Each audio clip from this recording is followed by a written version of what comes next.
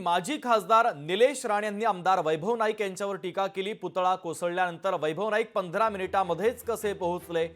घर 50 किलोमीटर लांब असून देखील 15 मिनिटांमध्ये कसे पोहोचले असा सवाल त्यांनी उपस्थित केला।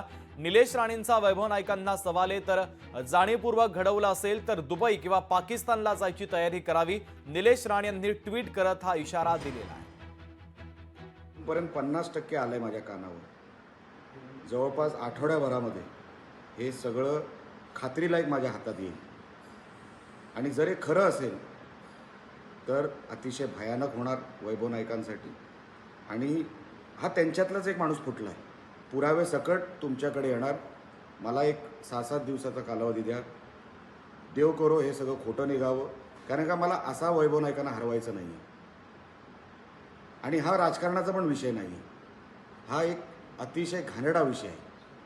हे सगळं जे षडयंत्र, जे काय कसं घडलं, कुठल्या वेळेला घडलं, त्यांचाच माणूस कसा फुटला, लोकेशन कोणाचं काय होतं, कधीपासून हे सगळं टप्प्याटप्प्याने घडवत गेले आणि नंतर तो 1:18 जो पुतळा कोसळताना बघितला तो हवेमुळे कोसळला की नेमकं काही कालावधीपासून एक वेगळं षडयंत्र त्याच्या मागे होतं, हे तुम्हाला काही दिवसानंतर मी तुमच्यासमोर ठेवीन।